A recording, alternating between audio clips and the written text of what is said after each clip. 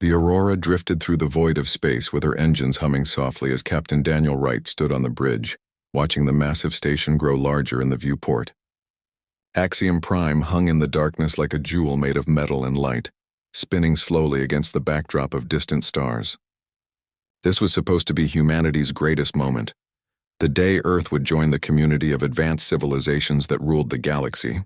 Daniel had dreamed of this moment since he was a boy reading about the first radio signals that had come from beyond human space. The messages that promised friendship and knowledge from species that had walked among the stars for thousands of years. Lieutenant Amy Foster worked at her console, her fingers moving across the holographic displays as she monitored the approach vectors. Something bothered her about the readings she was seeing. There were too many ships in the area, far more than would be needed for a simple diplomatic meeting. She counted at least 40 warships holding position in a loose formation around the station, their weapons cold, but their shields active. Amy had served in Earth's defense fleet for 8 years before volunteering for this mission, and her instincts were screaming that something was wrong. She glanced at Commander Jake Morrison, who stood near the tactical station with his arms crossed, his jaw tight as he studied the same data she was seeing. Jake had spent 20 years in military intelligence before being assigned to this mission, and he knew a combat deployment when he saw one. The alien ships were positioned in a blockade formation, not an honor guard. Each vessel was a different design, representing the 12 species that made up the Galactic Council, but they all shared one thing in common. They were positioned to control every approach to the station and every escape route away from it. He caught Amy's eye and gave her a slight nod. She understood. They were both seeing the same thing, and neither of them liked it. Daniel noticed the exchange between his officers but said nothing. He had his own concerns about this meeting, but orders from Earth were clear. Humanity needed allies, and the Galactic Council represented the only organized power in this region of space. For 50 years, Earth had been expanding slowly into the surrounding star systems, establishing colonies and mining operations on lifeless worlds. The colonies were thriving and humanity's population was spreading across a dozen systems, but Earth remained alone.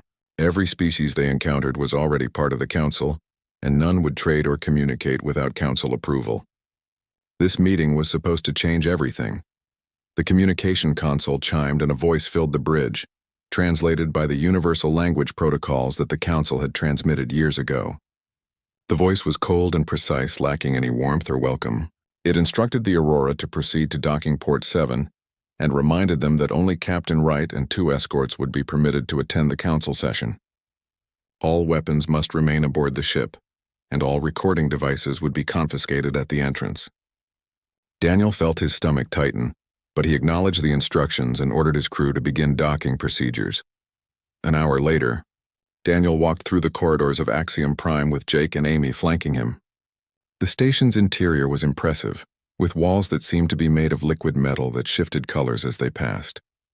Alien beings moved through the halls, some walking on 2 legs like humans while others floated or skittered on multiple limbs. None of them paid any attention to the human visitors.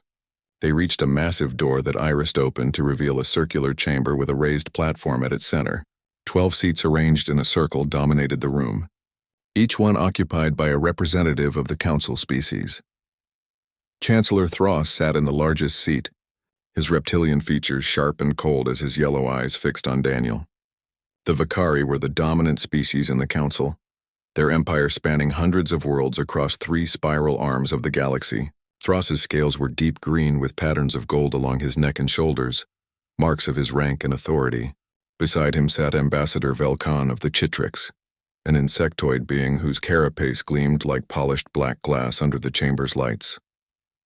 The other Council members represented species that Daniel had only seen in briefing files, each one alien and ancient and powerful.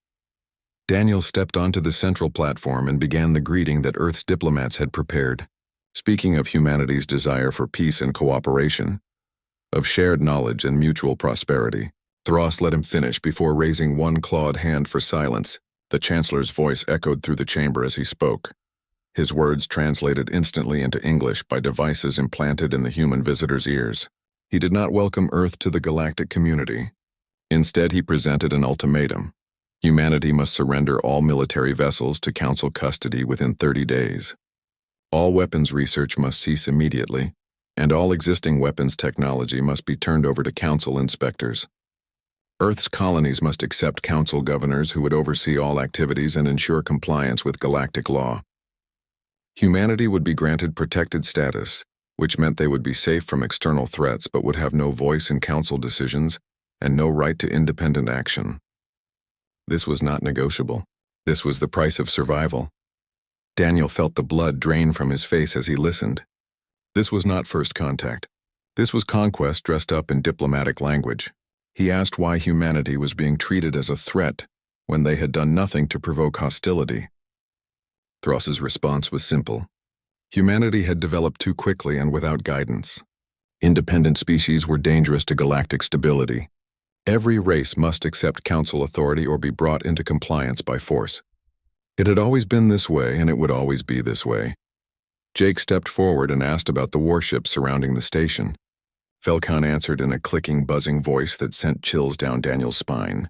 Those ships were peacekeeping forces, deployed to ensure that humanity made the correct choice. If Earth refused the Council's generous offer of protection, those ships would begin corrective measures against human colonies until compliance was achieved. The ambassador made it sound routine, as if the threat of attacking civilian settlements was just another day's work for the Council. Amy's hand moved instinctively toward where her sidearm would normally rest, but of course she was unarmed. She forced herself to remain still as rage built inside her chest. These aliens were threatening her home, her family, everyone she had ever known, and they acted as if it was their right to do so. She looked at the faces of the other Council members and saw no sympathy. No doubt, only cold calculation and absolute certainty in their own authority. Daniel knew he had to buy time. He told Thross that he lacked the authority to accept such terms on behalf of Earth's government. He needed to consult with his superiors and present the Council's offer to humanity's leaders. Thross regarded him in silence for a long moment before agreeing. Humanity would have 72 hours to accept the terms. After that deadline passed, the Council would begin enforcing compliance. The meeting was over. The walk back to the Aurora felt like a march to execution. Daniel's mind raced with the implications of what had just happened. Earth had spent decades preparing for first contact, building ships and training diplomats and dreaming of a future among the stars. No one had imagined this. No one had prepared for the possibility that the advanced civilizations of the galaxy might be nothing more than bullies with superior technology. As soon as they were aboard, and the docking clamps released, Daniel ordered maximum acceleration back toward Earth. Amy pulled up her sensor logs and began analyzing the alien warships, looking for any tactical information that might be useful in the war that now seemed inevitable. Jake was already composing a priority message to Earth's Defense Command, outlining everything they had learned and recommending immediate military mobilization. The Aurora raced through the darkness with her engines burning at maximum power while behind them the Council fleet began to move. Thross had given humanity 3 days, but he was not a patient being. His ships were already plotting courses toward the nearest human colonies, ready to demonstrate the price of defiance. The Vicari Chancellor sat in his chamber aboard the flagship and allowed himself a thin smile. Humanity would fall just like all the others had fallen. It was only a matter of time. The first shots of the war came 36 hours before the deadline expired. Chancellor Thross had never intended to wait the full 72 hours. He knew from experience that giving prey time to prepare only made the hunt more difficult. 3 Council battle groups dropped out of faster-than-light travel simultaneously above 3 different human colonies, their targeting systems already locked on the settlements below. The message was clear and brutal. Surrender now or watch your people die. Helen Brooks was reviewing supply manifests in her office on New Horizon when the alarms started screaming. She ran to the window and looked up at the sky, seeing points of light that had not been there moments before. The lights grew brighter as the ships descended through the atmosphere, their hulls glowing from friction as they came in fast and aggressive. Helen had been the civilian administrator of New Horizon for 6 years and had dealt with equipment failures, medical emergencies, and even a riot when food shipments were delayed. But nothing had prepared her for this. She grabbed the emergency communicator from her desk and activated the colony-wide alert system, her voice somehow staying calm as she ordered all civilians to the underground shelters immediately. The Vicari warships took up positions in orbit, and began broadcasting surrender demands. A voice crackled over every speaker in the colony, demanding that all personnel evacuate to the surface where they would be processed and transported to holding facilities. All computer systems were to be left intact for Council inspection. Any resistance would result in immediate orbital strikes on population centers. Helen listened to the demands and felt cold fury replace her fear. They wanted the colony's data cores, the research files that contained years of work on advanced propulsion systems and weapons technology. If the Council got their hands on that information, Earth would lose one of its few advantages. She made her decision in seconds. Helen ordered her technical staff to begin wiping all non-essential systems and downloading critical research data onto portable drives that could be hidden in the shelter. She knew the Council would make good on their threats, but she also knew that every minute she delayed was another minute for people to reach safety and for Earth's military to respond. When the Vicari commander sent another demand for immediate compliance, Helen sent back a simple message. The colony would need time to evacuate safely. She requested 2 hours to gather civilians and prepare for surrender. The Vicari commander was surprised by the response. Most species collapsed into panic when faced with orbital bombardment. He granted the request, confident that the humans would comply once they understood the futility of resistance. He did not know that Helen was using those 2 hours to turn the colony into a fortress. New Horizon had been built on a world with frequent meteor strikes, so every critical structure was reinforced and every habitat section could be sealed independently. The underground shelters were designed to survive direct impacts from space debris. They would have to be enough. Across the galaxy, Major Chris Palmer was facing his own nightmare on Cascade Station. The mining facility had never been designed as a military installation. It was a collection of industrial equipment and habitat modules clustered around a rich asteroid field, manned by 200 miners and technicians who just wanted to earn a living and send money home to their families.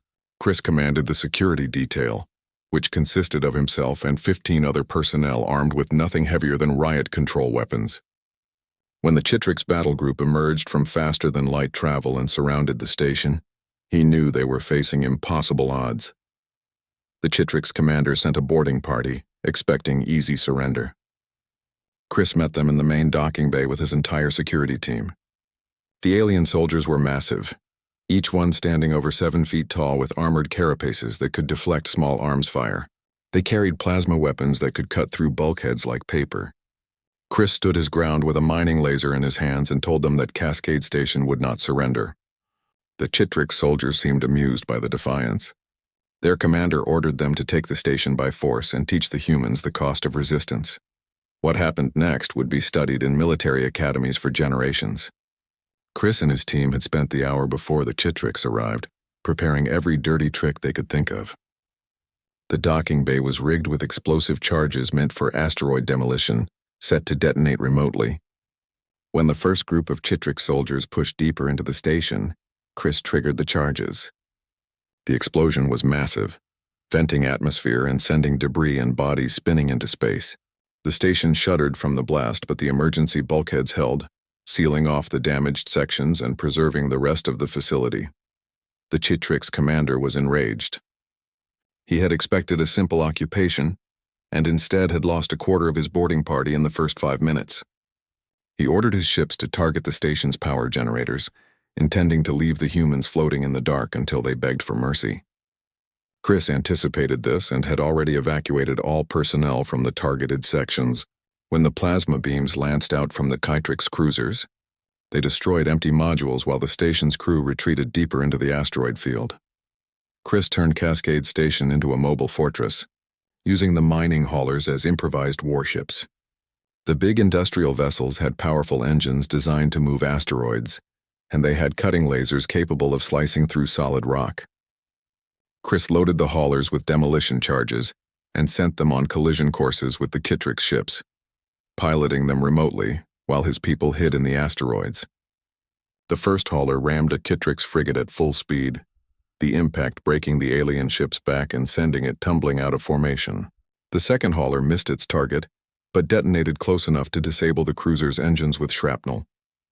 On Redwood Colony, Dr. Lisa Chang was racing against time in a different kind of battle. Her research facility had been studying fragments of Council technology recovered from border skirmishes over the past decade. Lisa and her team had been trying to reverse engineer the alien systems, looking for weaknesses and vulnerabilities.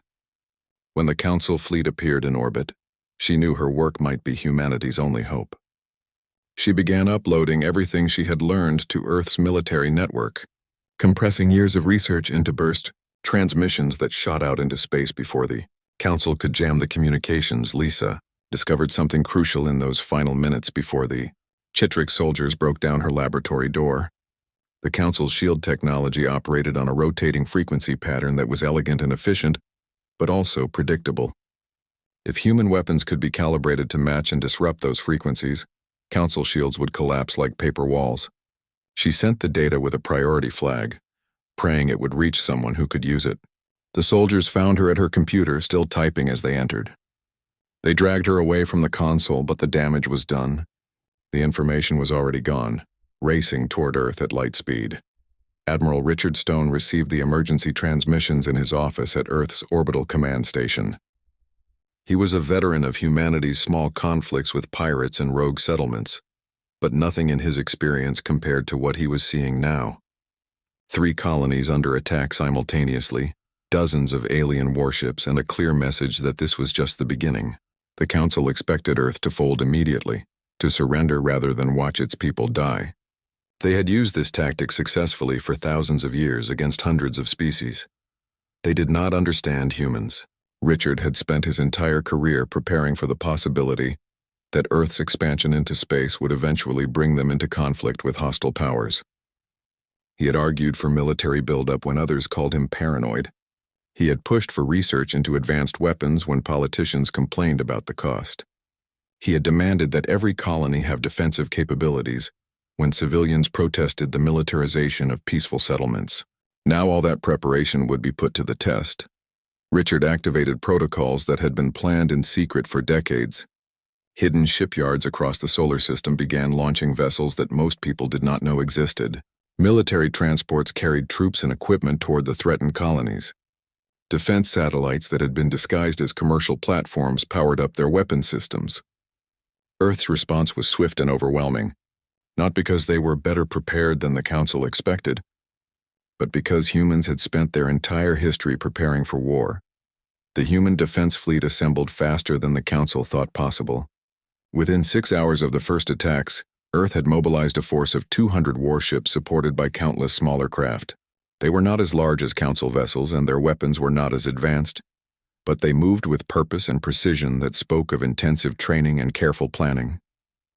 At the head of the fleet was Captain Daniel Wright aboard the Aurora, now equipped with experimental weapons that had been installed during the frantic rush back to Earth. The Terminus Gate was a region of space where 3 star systems converged, creating natural channels for faster-than-light travel. Control of the gate meant control of access to human space, and the Bakari knew this. Admiral Korvax commanded the armada waiting there, 60 warships arranged in a battle formation that had crushed resistance from a dozen species over the centuries. He expected the humans to arrive desperate and disorganized, perhaps with a handful of ships trying to mount a futile defense. When his sensors detected the human fleet dropping out of faster-than-light travel, he assumed there had been some mistake with the readings. 200 human vessels appeared in perfect formation, their approach vectors calculated with precision that suggested extensive tactical training. Admiral Korvax studied the display and felt something he had not experienced in decades: doubt. These primitives should have been cowering in their home system, begging for mercy. Instead, they were bringing the fight directly to the Council's forces. He opened a communication channel and offered them one final chance to surrender. The response came from Captain Daniel Wright aboard the Aurora, and it was not a plea for peace. Daniel told the Vakari Admiral that humanity rejected the Council's authority and would fight to defend its freedom. He said that Earth would never bow to tyrants no matter how powerful they claimed to be. He said that if the Council wanted human worlds, they would have to take them over the bodies of every man and woman willing to stand against oppression. Then he closed the channel and ordered his fleet to attack. The battle began with the exchange of long-range fire that lit up the darkness of space like a storm of artificial stars. Vicari plasma beams lanced out toward human ships while Earth's railguns and missile batteries responded with devastating volleys. The first minutes of combat seemed to favor the Council forces. Their shields absorbed the human attacks while their weapons carved through the armor of several Earth destroyers. Admiral Korvax allowed himself to relax slightly. This would be over quickly. Then Lieutenant Colonel Sam Torres made his move. Sam commanded a small destroyer called the Valiant, but his real weapons were not the ship's guns. He carried a payload of autonomous combat drones, thousands of small craft no bigger than a car, each one equipped with basic sensors and explosive charges. The Council had outlawed such weapons centuries ago, declaring that lesser species could not be trusted with autonomous military technology. Humanity had never signed that treaty. Sam released his drones in a massive cloud that spread across the battlefield like a swarm of angry insects. The Vicari targeting systems tried to lock onto the small, fast-moving objects, but they were designed to track large ships, not agile drones. The swarm descended on the Vicari formation, individual drones attaching themselves to shield generators and engine housings before detonating. The explosions were small but numerous, and within minutes 3 Vicari cruisers were drifting powerless as their systems failed. Admiral Korvax watched in growing horror as his perfect formation dissolved into chaos. His ships broke ranks trying to shake off the drone swarms, colliding with each other and exposing their vulnerable flanks to human fire. He ordered his fleet to retreat and regroup, but the damage was done. The humans pressed their advantage, their smaller ships darting between the larger Vicari vessels with maneuverability that seemed impossible. By the time the Council forces managed to jump to faster-than-light travel and escape, they had lost 15 ships and twice that many were crippled. Daniel stood on the bridge of the Aurora and watched the enemy flee.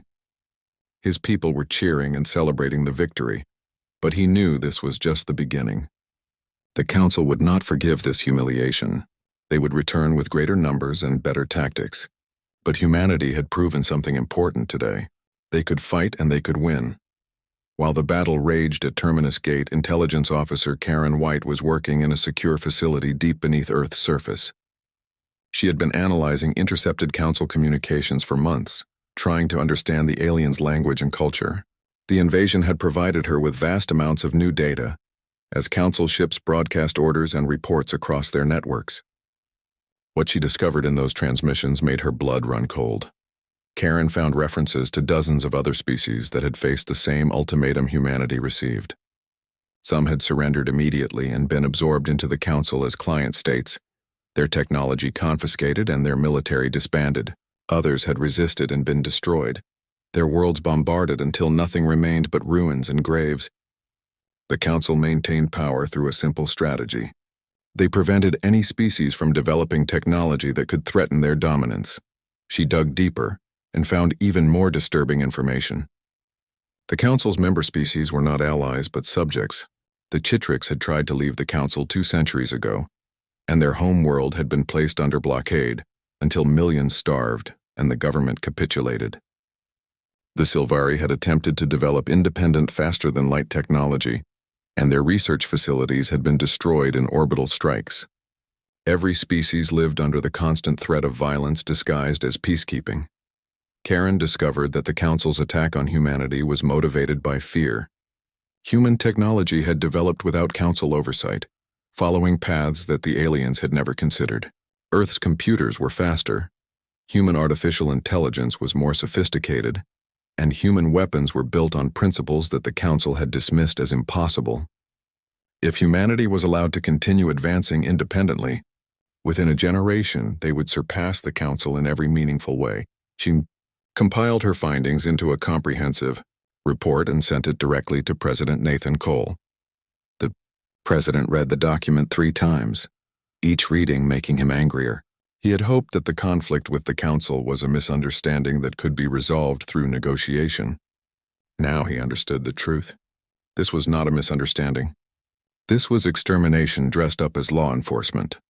President Cole called an emergency session of Earth's government and presented Karen's evidence to the assembled leaders. The reaction was unanimous. Earth would not submit. Humanity had spent its entire history fighting against oppression and tyranny in all its forms.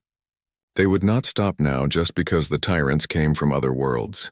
The president authorized Karen to broadcast her findings across the entire galaxy, translating them into every language the council used and transmitting them from every human communications array. The broadcast reached billions of people across hundreds of worlds. Council citizens learned for the first time about the atrocities their government had committed in their name. They heard testimony from survivors of council bombardments, saw footage of enslaved populations, and read documents that proved the council's leaders had systematically suppressed any species that might challenge their authority. The reaction was immediate and explosive. On Chitrix Prime, protesters filled the streets demanding an end to the war with humanity. They called their government's leaders cowards who hid behind propaganda, while sending their children to die in an unjust war. Security forces tried to disperse the crowds, but the protesters refused to leave.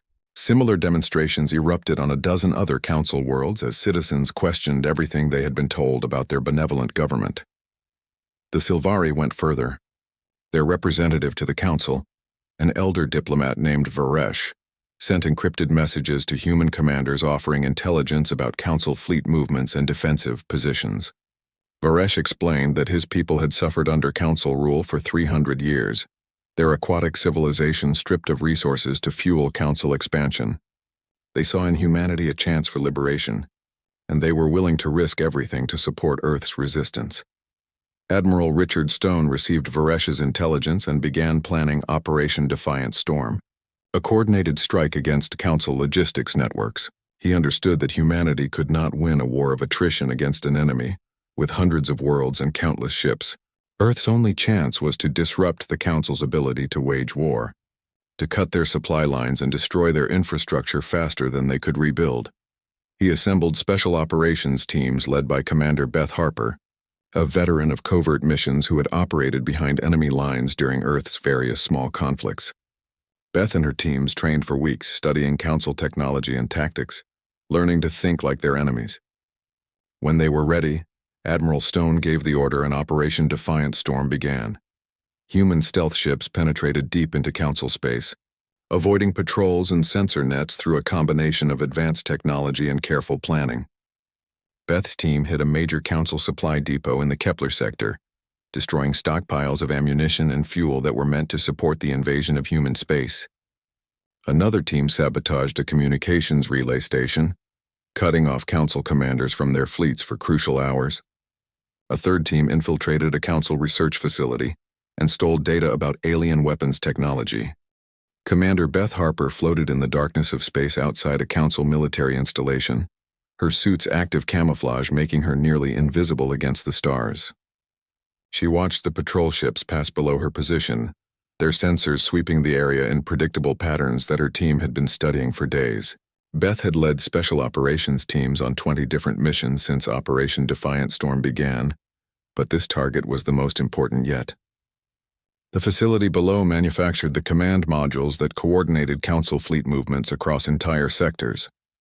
If her team could sabotage the production lines, the Council's ability to wage coordinated warfare would collapse.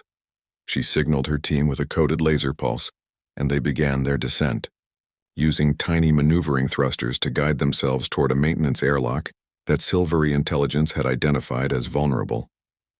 The airlock's security was designed to keep people in, not out, and Beth's technical specialist had it open in less than 3 minutes. They slipped inside and sealed the lock behind them, moving through the facility's corridors with practiced silence. The Council species who worked in the facility never saw them coming. Beth's team disabled security cameras and bypassed alarm systems using codes that Varesh had provided. They reached the main production floor and planted explosive charges disguised as equipment components. The charges were set on timers that would give the team 6 hours to escape before detonation. Beth took one last look at the massive assembly lines that churned out the technology, keeping the Council in power, then led her team back the way they had come. They were halfway to the airlock when something went wrong. A Vakari supervisor entered a corridor ahead of schedule and spotted movement in the shadows. He opened his mouth to raise an alarm, but Beth was faster.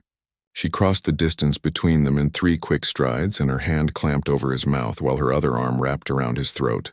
The Vakari struggled, but Beth had trained in zero-gravity combat for years, and she knew exactly how much pressure to apply. Within seconds, the supervisor went limp. Beth's team dragged the unconscious Vakari into a storage closet and secured him with restraints. They continued to the airlock and launched themselves back into space minutes before their absence would have been noticed. 6 hours later, the charges detonated and the production facility erupted in a series of explosions that could be seen from orbit. The Council lost its primary source of command modules and would need months to rebuild the manufacturing capability. Similar raids were happening across Council space as human special operations teams struck at communications centers, supply depots, and repair facilities. The Council military was powerful, but it depended on a vast logistics network to function. Humanity was systematically destroying that network one target at a time. Admiral Richard Stone monitored the results from his command center and felt a grim satisfaction. The Council had thought they were fighting primitives. Instead, they were facing an enemy that understood modern warfare better than they did. The Silvery continued providing intelligence that proved invaluable to Earth's war effort. Officer Greg Mason worked as humanity's primary liaison with the Silvari, spending hours each day in communication with Varesh and his network of informants. Greg had studied linguistics before joining the military, and he found the Silvari language beautiful, full of flowing sounds that reminded him of water moving over rocks. More importantly, he found the Silvery themselves to be kindred spirits who valued freedom as much as humans did. Varesh told Greg stories about his people's history, about the golden age before the Council came when Silvery civilization had been reaching toward the stars with hope and curiosity. The Council had arrived promising friendship and advancement, but that promise had been a lie. Within a generation, the Silvari were subjects rather than citizens, their resources extracted to feed Council expansion while their own development was restricted and controlled. Varesh said that watching humanity fight gave his people hope for the first time in centuries. Captain Daniel Wright took the Aurora and a small task force to the Binary Stars system, where intelligence indicated a Chitrix fleet was regrouping after taking heavy losses in previous engagements. Daniel's orders were to destroy the fleet before it could be reinforced, but he had other ideas. The battle at Binary Stars would become famous for what happened after the fighting ended. The human ships emerged from faster-than-light travel and immediately engaged the Chitrix fleet. The Aurora's modified weapons tore through enemy shields with devastating efficiency, and the Chitrix ships found themselves outmatched by human tactics and technology. Within an hour, half the Chitrix fleet was disabled and the rest were retreating in disorder. Daniel could have pursued and destroyed them all, but instead he ordered his ships to hold fire. He opened a channel to the Chitrix flagship where Commander Zixrael was trying to coordinate an escape. Daniel told Zixrael that he had no desire to slaughter helpless enemies. He offered to provide medical supplies and repair assistance to the damaged Chitrix vessels. Zixrael could not comprehend what he was hearing. In all his years of military service, he had never seen a victor show mercy to the defeated. The Council's way of war was total and merciless. You crushed your enemies completely or you were crushed yourself. Daniel sent medical teams and engineers to the disabled Chitrix ships, human personnel working side by side with aliens to save lives and repair critical systems. The Chitrix soldiers watched in amazement as their supposed enemies treated their wounded with the same care they gave to their own casualties. One young Chitrix warrior asked a human medic why they were helping. The medic looked at him with confusion and said that it was simply the right thing to do. Zixrael spoke with Daniel privately aboard the Aurora, the old Chitrix commander walking through human corridors with a small honor guard. He asked Daniel why humanity fought with such honor when the Council showed none. Daniel explained that Earth had learned through centuries of conflict that brutality only bred more brutality. Humanity wanted to build a galaxy where different species could coexist as equals, not as masters and subjects. He said that the Council claimed to represent civilization, but their actions proved they were just another empire built on fear and violence.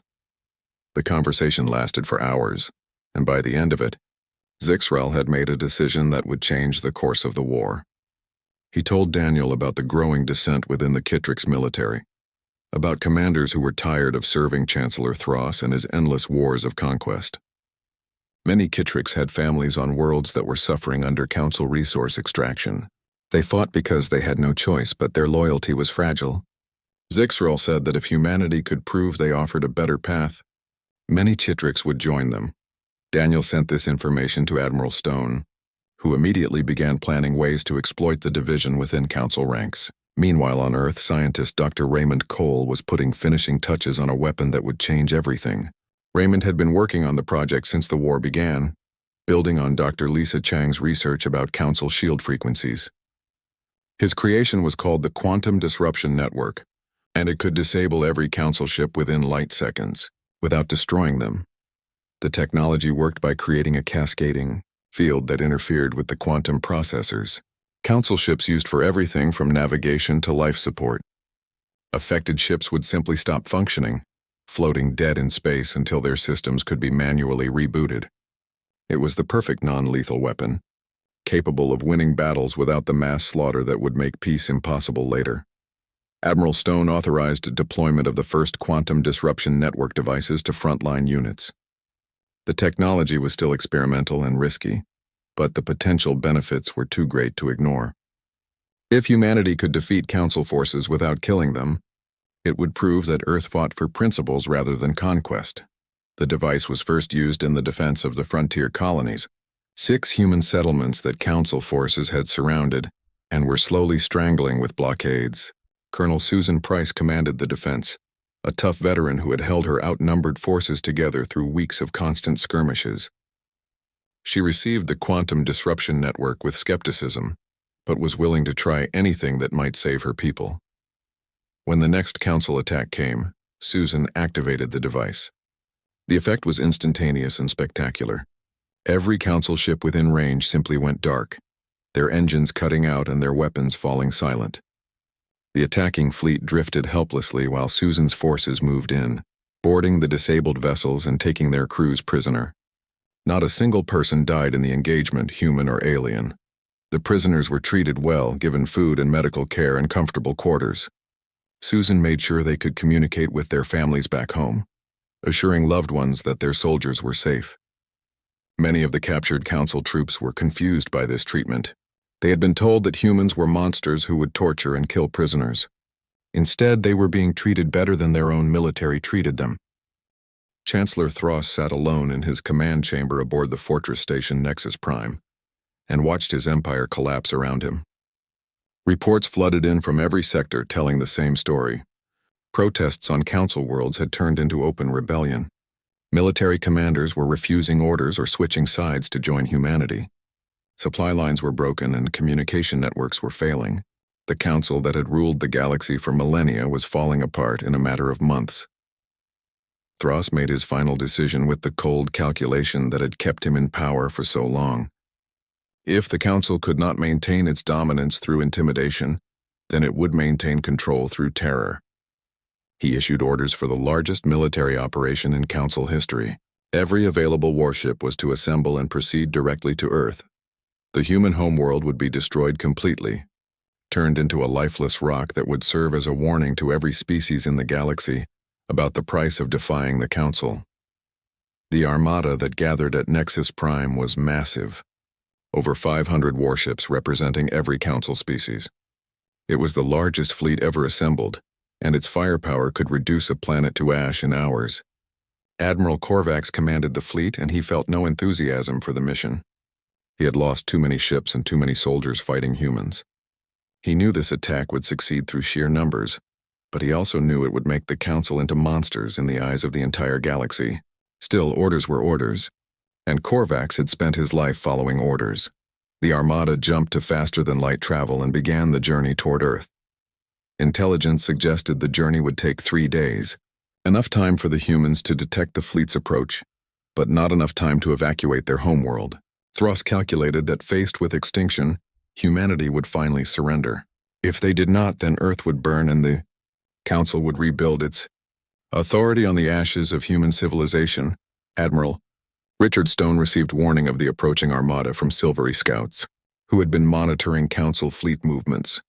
He looked at the numbers and felt his blood run cold. 500 ships against perhaps 200 that Earth could muster for the defense of the homeworld.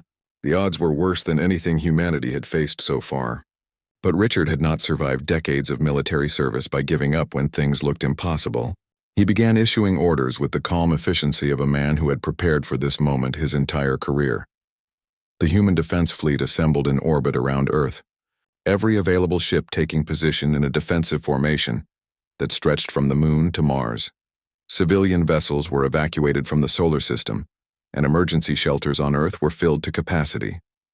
The entire planet held its breath as sensors tracked the approaching Council Armada. President Nathan Cole addressed humanity one final time, speaking from the same office where leaders had guided Earth through countless crises. He told his people that they had fought with honor and shown the galaxy what humanity stood for. Whatever happened in the coming battle, Earth had already won by refusing to surrender its principles. The Council Armada emerged from faster-than-light travel at the edge of the solar system and began its approach. Admiral Korvax expected to see human ships fleeing in panic or attempting desperate last stands. Instead, he found a fleet waiting in perfect formation, backed by hundreds of defense platforms and orbital weapons that had been constructed in secret over decades. The humans were not running. They were ready to fight for their home with everything they had, but Korvax never gave the order to attack. Before the first shot could be fired, something unexpected happened. Ships began breaking away from the Council formation, dozens at first and then hundreds. Chitrix vessels that had secretly coordinated with Commander Zixrael turned their weapons on their former allies. Sylvari ships that had been forced to join the Armada shut down their systems and broadcast messages of support for Earth. Even some Vakari commanders, sickened by orders to commit genocide, refused to advance. The Council fleet dissolved into chaos as ship after ship defected or simply stopped following orders. Korvax watched his armada fall apart and realized that the war was already over. The Council had lost not because humanity had better weapons, but because they had offered the galaxy something worth fighting for. Freedom and dignity and the chance to live without fear. Those were weapons that no fleet could defeat. Captain Daniel Wright led a combined force of human ships and allied vessels through the confused Council formation, using the quantum disruption network to disable any ships that still showed hostile intent. The Guardian, his heavy cruiser, moved through the battle space like a surgeon, precisely neutralizing threats without unnecessary destruction. Within hours, the invasion force that was supposed to destroy Earth had been defeated without a single shot fired at the planet below. On Nexus Prime, Chancellor Thros received reports of the disaster and knew his reign was finished. He tried to rally his remaining forces but found that even his own government had turned against him. Ambassador Velkan and other council members who had secretly opposed Thros's brutal tactics used the failed invasion as justification to remove him from power. Thros was arrested and charged with crimes against countless species, his decades of atrocities finally catching up with him. The council members who remained contacted President Nathan Cole and offered unconditional surrender. They hoped to negotiate terms that would allow them to maintain some authority and avoid prosecution for their roles in council atrocities. Cole listened to their pleas and then told them that humanity would not accept anything less than complete transformation of the Galactic Order. The old council was finished. What came next would be built on principles of equality and justice. The negotiations that followed took place on Earth in a conference center that had been built to host the first contact meetings that never happened. Captain Daniel Wright represented Earth's military alongside diplomat Claire Bennett, a career Foreign Service officer who had spent years preparing for this moment. They faced representatives from every council species, some defiant and others desperate, all of them trying to salvage something from the wreckage of their old empire. Claire laid out humanity's demands with calm precision. The Council's authoritarian structure would be dissolved completely. All member species would have equal representation in a new galactic assembly, where decisions were made democratically rather than by decree. Technology restrictions would be lifted, and every species would have the right to develop and innovate without interference. Military forces would be voluntary and defensive rather than tools of conquest. Most importantly, all species held as subjects or slaves would be freed immediately. The negotiations were difficult and sometimes angry. Vakari representatives argued that without strong central authority, the galaxy would descend into chaos. Daniel responded by pointing out that the Council's version of order had been built on oppression and violence. He said that humanity believed in a different kind of order, one based on cooperation and mutual respect. If some species chose isolation rather than participate in this new system, that was their right. Freedom meant accepting that not everyone would make the choices you wanted them to make. The Treaty of Terra was signed 3 months after the failed invasion of Earth. It established the framework for a new galactic government based on principles that humanity had fought for throughout its history. The old council fortress at Nexus Prime was converted into a museum, documenting the crimes committed under council rule, a reminder of what happened when power went unchecked. Some Vicari hardliners refused to accept the treaty and retreated to their core worlds, establishing an isolationist state that wanted nothing to do with the new order. Most species, however, embraced the changes with relief and hope. Dr. Lisa Chang survived her capture and was released when Redwood Colony was liberated. She returned to her research with renewed purpose, now working with scientists from dozens of species to share knowledge and advance understanding. The breakthroughs came quickly as different perspectives and approaches combined to solve problems that had seemed impossible.